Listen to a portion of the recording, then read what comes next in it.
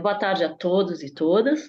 Sejam bem-vindos a esse novo podcast do Grupo de Conjuntura do Instituto de Economia da UFRJ. Hoje a gente tem o prazer de ter o professor Antônio Lixa, e a companhia sempre muito agradável da professora Margarida Gutierrez. E a gente vai falar, o professor Lixa vai falar sobre a situação argentina, que passa por uma crise econômico-financeira bastante severa, né, já há alguns anos, e acaba de ter uma eleição em que o candidato Sérgio Massa, que é ligado ao Partido Peronista, acabou tendo a primeira colocação, né, surpreendeu, o resultado surpreendeu, porque os analistas esperavam que o Javier Milei, o chamado anarcocapitalista Javier Milei, fosse ficar em primeiro lugar, né? Mas os resultados surpreenderam e o Sérgio Massa ficou em primeiro, seguido pelo Javier Milei com 30% dos votos e seguido ainda da Patrícia, que tem teve 23,8% dos votos, né? E a questão é que o Massa, o que é interessante é que o Massa é o atual ministro da Economia argentino, né, Lixa? Então, a gente fica pensando que se os desafios econômicos que a Argentina está enfrentando, e é curioso que o atual ministro da Economia tenha ficado em primeiro lugar, surpreendendo as análises, né? E então a gente gostaria de te ouvir sobre essas questões e sobre os desafios, né, que a economia argentina e o novo presidente vai ter que enfrentar. Tá. Boa tarde. Obrigado, Viviane. Tá? Na verdade, este é nossa quarta oportunidade que a gente está falando sobre os desafios da política econômica argentina e da situação argentina nos últimos meses. Não, na verdade, o tema das eleições na Argentina tem ficado um pouco na moda, não? Aqui no Brasil, também no mundo, não? Está sendo bastante acompanhada, não? Existem um conjunto de elementos diferentes, estranhos, exóticos, sempre na economia argentina, tá? Na maioria das vezes, não são elementos, digamos, favoráveis ou que ajudam no bem-estar social, tá? Mas então, como a Viviane colocou, na eleição agora foi eleição, foi o primeiro turno, não, que a gente chama de eleição geral, o candidato do governo, não, na verdade, eh, União pela Pátria, não, que o Massa, representa o Partido Peronista, né, ou digamos o grupo de Cristina Kirchner também, teve 37% dos votos, e em segundo lugar ficou o candidato, digamos, da ultradireita, não? Anarcocapitalista, como falou a Viviane, não? Javier Milei, com 30%. Eles vão disputar o que a gente chama de balotage, não? Aqui no Brasil a gente fala de segundo turno, na Argentina a gente usa a palavra em francês, agora em novembro, no dia 19 de novembro, e aquele que ganhar vai ter que assumir no dia 10 de dezembro. Então, a gente tem uma transição ainda, seja para este mês, onde a gente vai ter a campanha do segundo turno, e depois a gente vai ter 3 semanas para a mudança do governo ou a continuidade, se for o Sérgio Massa. O que a gente vê no curtíssimo prazo, só para é que o inesperado resultado do Massa, o Massa teve no primeiro turno não, desculpe, nas primárias, que a gente chama de PASSO, não? Tem um acrônimo, não? Que são primárias obrigatórias, chamamos de PASSO, no mês de agosto, teve 22% dos votos e agora com 37 significa que ele aumentou 15%, não? O caudal é que foi a grande surpresa da eleição deste domingo, tá? Nesse contexto em que o triunfo do Massa se torna mais provável e o triunfo do Milei diminui suas probabilidades, é claro que está em aberto a eleição por enquanto, tá? Então, do ponto de vista político, está acontecendo um conjunto de acomodações políticas dos distintos membros lá da política Argentina, tá? Especialmente nestes dias tem tido uma manifestação de Patrícia Bullrich a favor do Milei, apesar de que a maioria dos representantes do partido dela, não, ou da União, que se chama Juntos por el Cambio, serem contra, tá? Tá tendo aí algumas divisões, mas de qualquer forma está tendo alguma acomodação e o resultado é um pouquinho, está em aberto por enquanto, acho que com uma leve vantagem para o Massa, para o Sérgio Massa na eleição agora de novembro. Tá? Nesse contexto, o preço do dólar na Argentina caiu, tá? Na verdade, nos últimos 2 dias caiu o dólar blue, que é o dólar paralelo, não? Na verdade, a gente chama lá de dólar bilhete, porque é o dólar das notas fiscais, das notas em dólar, desculpe, são as notas em dólar que se negociam. Está hoje a 930 se você vai vender, 980 pesos se você for comprar, mas caiu 120 pesos em relação ao que era no final da semana passada. Isso está muito associado ao fato de que a dolarização proposta pelo Javier Milei parece agora menos provável, não seja porque não vai ganhar a eleição, ou se ganhar por causa dos acordos políticos que ele está realizando, a dolarização seja bem menos provável. Tá? Em consequência, está mudando um pouco o cenário macroeconômico que os agentes estão imaginando para o ano que vem. Tá? Na medida que a dolarização parecia ser o principal cenário na área monetária, isso significava uma corrida contra o peso, não? Todo mundo que tinha ativos em pesos, seus depósitos a prazo, não estavam sendo renovados os depósitos a prazo, e em lugar disso estavam buscando aplicações em dólar, tá? Então, essa corrida contra o peso tinha provocado uma grande pressão no mercado de câmbio e o dólar, só para ter uma ideia, esse dólar blue, que é o dólar paralelo, o dólar das notas do dólar, que no começo do ano estava em 346 pesos e chegou a 1.200 pesos. Tá? Hoje está em 980, o que também são valores muito altos, não tanto todos os dólares que são financeiros, seja o contado com liquidação, o MEP, que são dólares que são construídos a partir de aplicações financeiras, estão todos em 860 pesos, que são valores muito altos. Não? Eu acho que a taxa de câmbio de equilíbrio na Argentina está abaixo desses valores. Tá? Então, na medida de que o candidato Massa, não, que o ministro da Fazenda lá, se consolida, o preço do dólar está caindo. O que, em termos do que a Viviane colocou, é uma contradição. Tá? O ministro da Fazenda, que tem uma inflação mensal, que no mês de setembro foi 12,7%.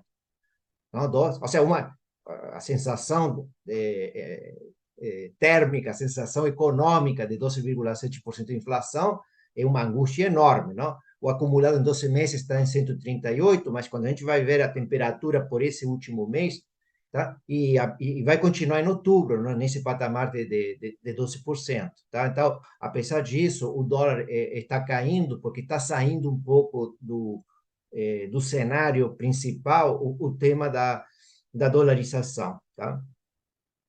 Eu creio que a Argentina tem um conjunto de problemas, tá? Alguns deles estão se agudizando fora desse tema da inflação, tá? É claro que existe um ciclo político, não? O candidato Sérgio Massa, ministro da Fazenda e candidato a presidente, está provocando uma redução de um conjunto de impostos, não? Especialmente o imposto de renda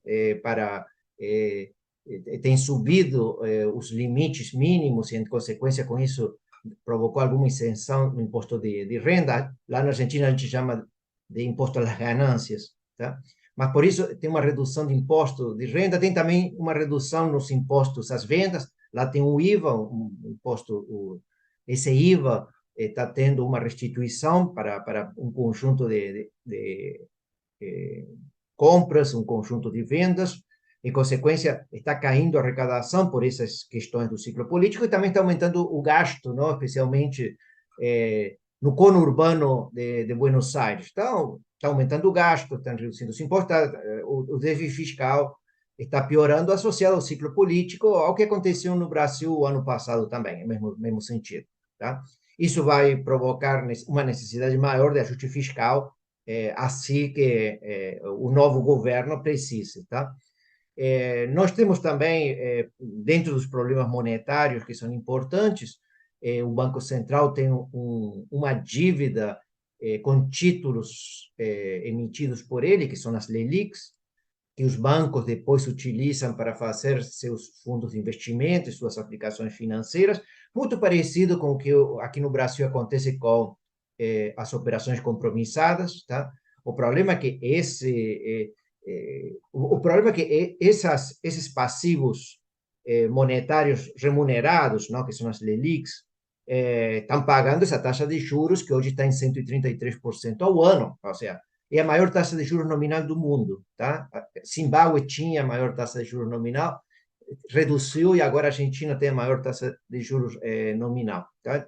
Isso é claro que essas taxas de juros ainda que não seja importante em termos reais, porque temos uma inflação esperada provavelmente acima desse valor, é utilizado para evitar que essas aplicações corram para o câmbio, tá?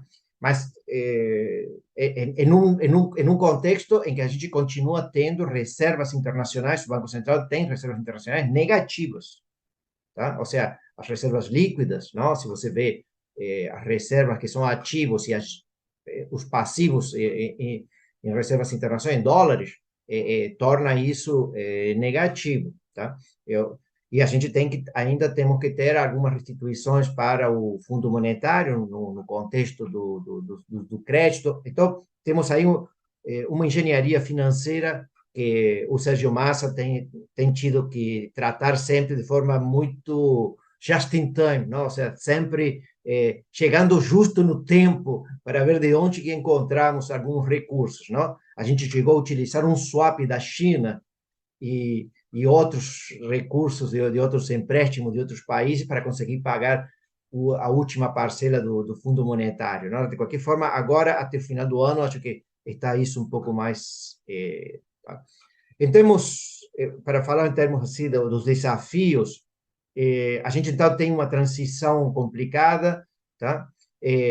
Agora, no sentido de que temos que evitar que tudo possa explodir, não? A gente, 2 semanas atrás, quando a gente teve aquela corrida contra o peso, a gente ficou na beira da hiperinflação, tá? Ou seja, a gente teve há poucos dias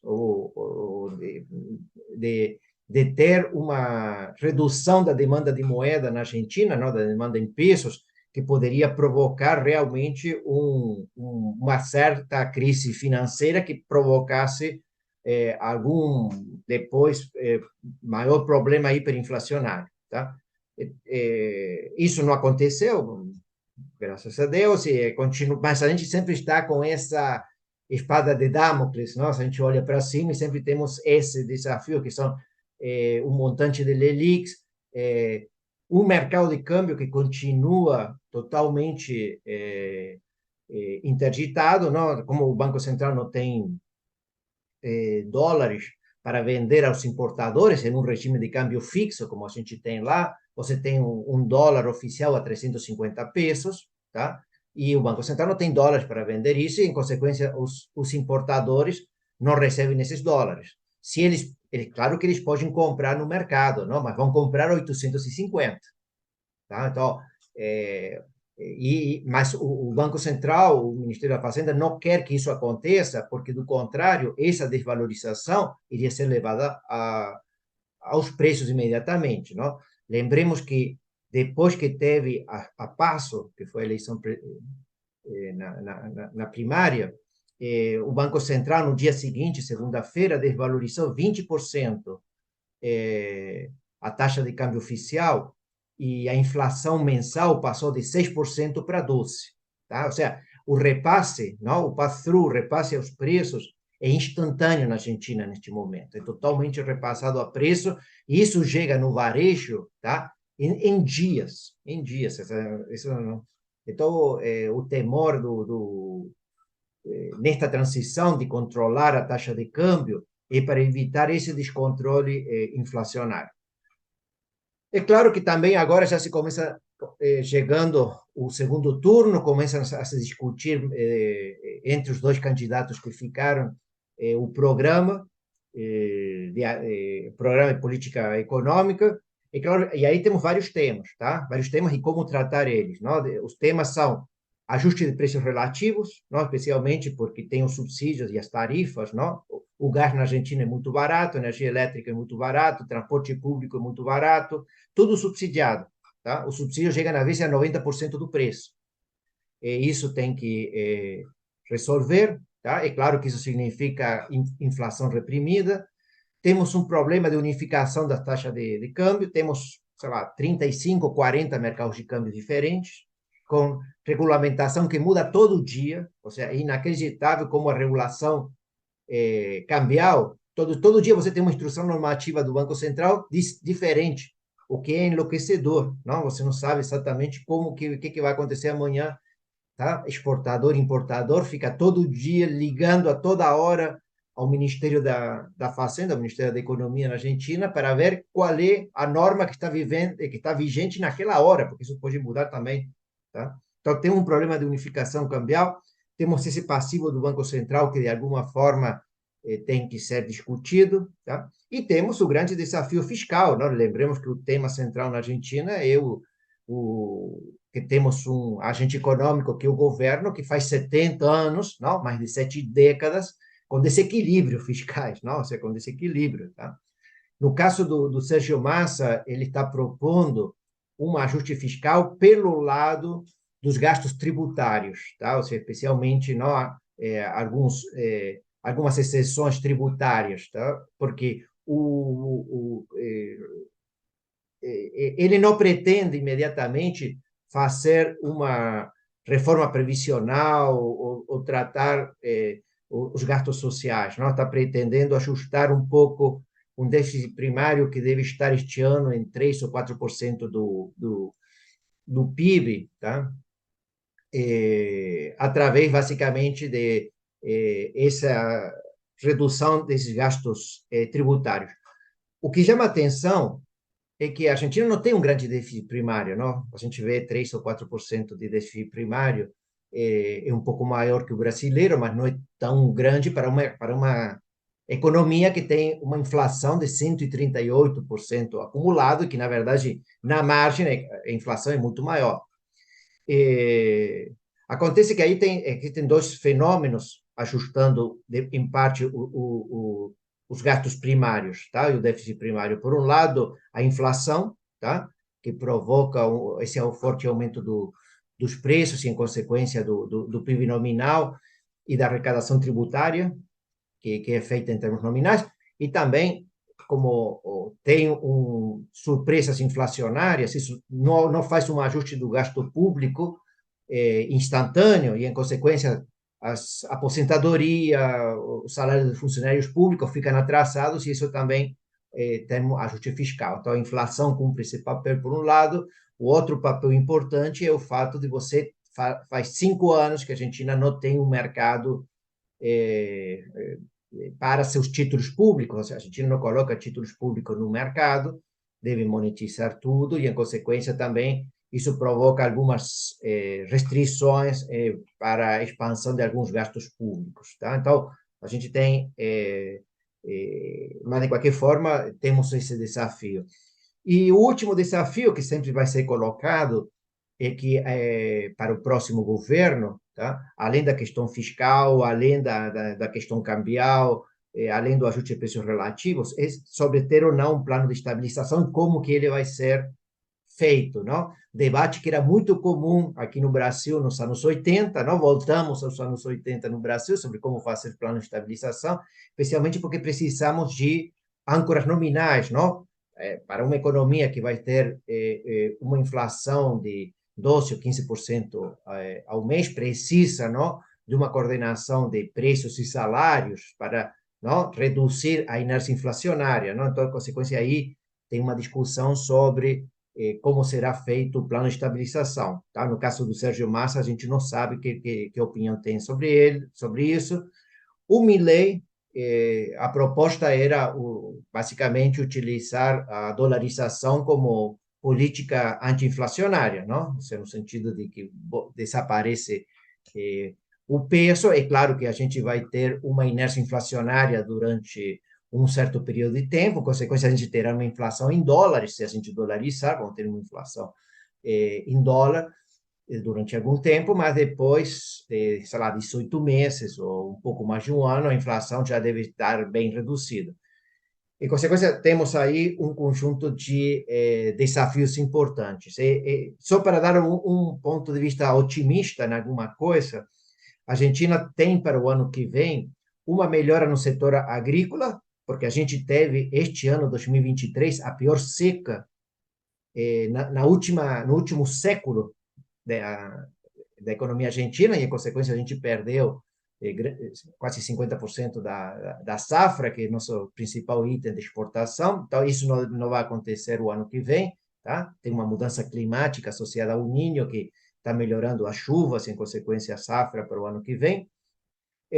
Tem alguns investimentos em infraestrutura, especialmente na produção de gás. Tá? Temos uma produção na província de Neuquén, no sul da Argentina, que é Vaca Muerta, e esse gasoduto deve estar já em produção, não? O gás de Vaca Muerta deve chegar o ano que vem para ser comercializado. Tá? E temos também na área de minerais e metais boas perspectivas, não? Especialmente no lítio, temos vários projetos que estão amadurecendo. Tá? Então, isso vai significar, claro que são todas commodities, não? Ou seja, estamos falando de produtos agrícolas, combustíveis e metais e minerais, não? Mas é o perfil que a gente tem para o curto prazo. O último comentário: este ano, provavelmente, o PIB argentino vai cair 3%, mas isso está muito associado ao setor agrícola,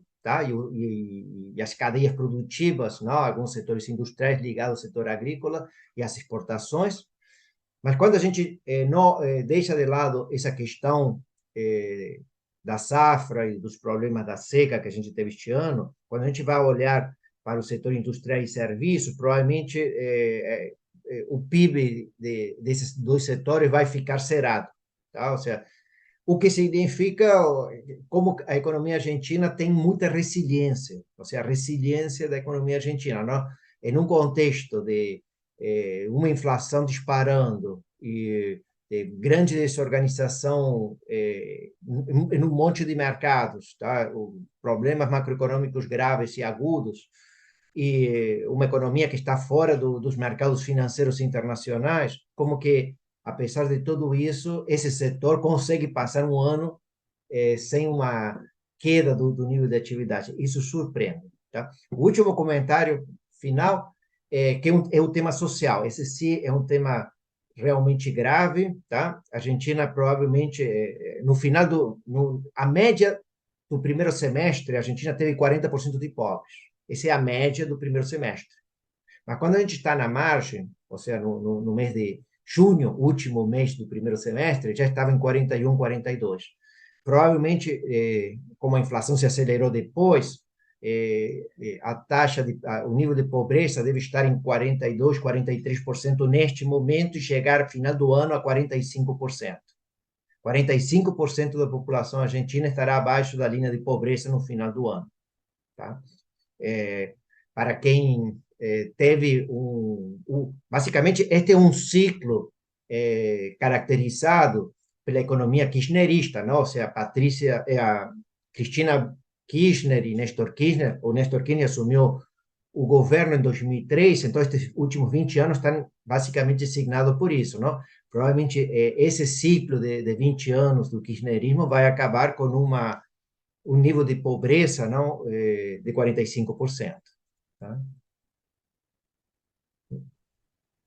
Bom, Lixa, então, pegando aqui tudo que você, a aula que você nos deu sobre a Argentina, né, eu queria colocar primeiro uma conclusão, que você chegou a ela, que o conjunto de medidas populistas nesses anos todos da era Kirchner, né, levaram a um aumento enorme da pobreza. Então, essa é uma primeira grande conclusão para nós no Brasil.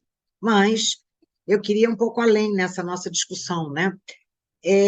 A Argentina tem os três problemas macroeconômicos em muita intensidade.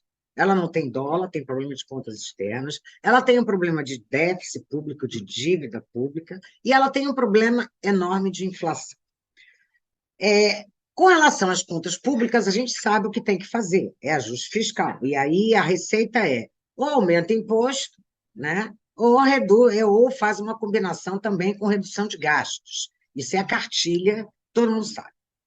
Mas com relação à inflação, a questão já é mais complicada. Por quê? Uma alta inflação não se resolve com juros, né? Uma inflação de 140% ao ano, e que na margem, como você colocou muito bem, está subindo, a política de juros simplesmente é inviável, porque você tem que botar o juro num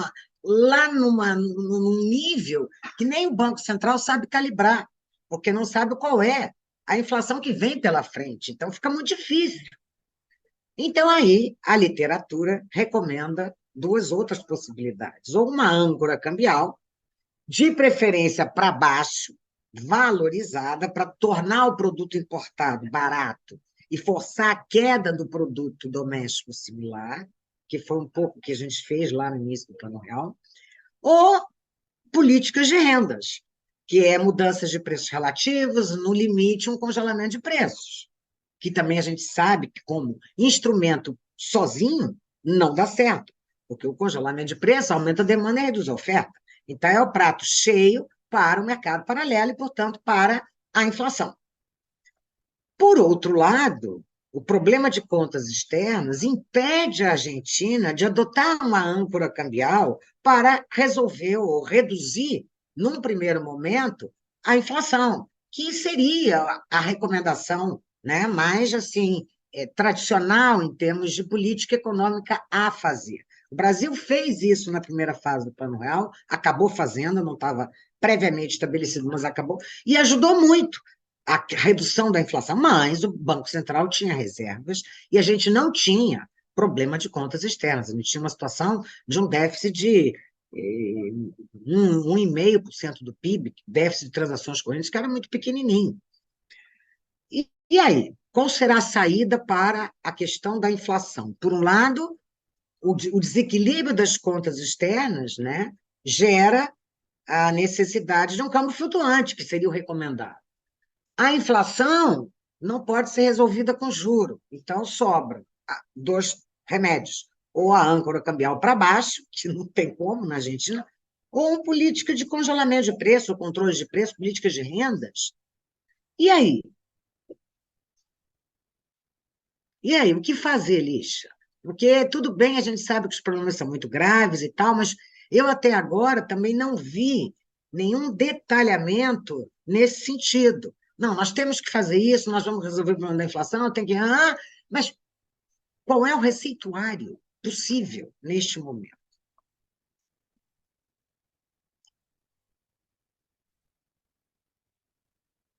Lígia, só um Margarida, momento, então, isso aí é Ah, um tema para, digamos que, outro podcast. para outro podcast, não? é. Eu não tenho claro também, não, Margarida. Mas o Eu que você penso colocou é muito. perfeito. Ou a gente vai para uma coordenação de preços e salários, com, sei lá, um Que são controle de políticas de preço, renda já fracassadas, mas ou a gente vai para uma âncora cambial em um momento que não que temos não tem dólar. reservas e não tem dólar. Isso. Então, não tem dólar, então não pode usar âncora cambial. Também a literatura fala sobre esse tema. Tá?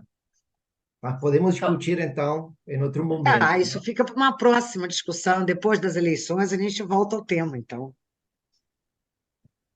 perfeito, a gente já está até combinado.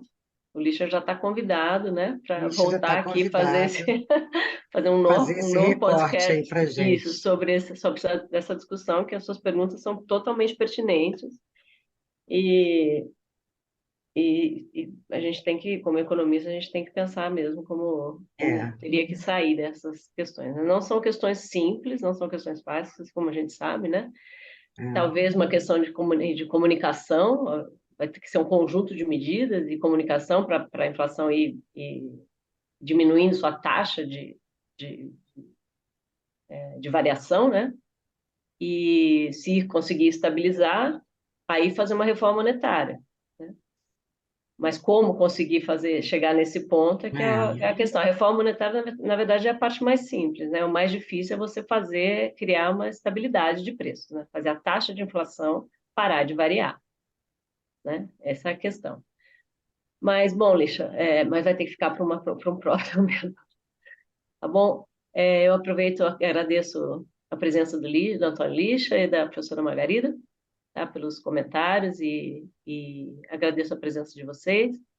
E a gente espera poder voltar semana que vem, provavelmente com outro tema, e logo após as eleições a gente pode voltar novamente com essa questão da Argentina. Tá bom? Tá ótimo. Ótimo. Então, boa tarde a todos e todas.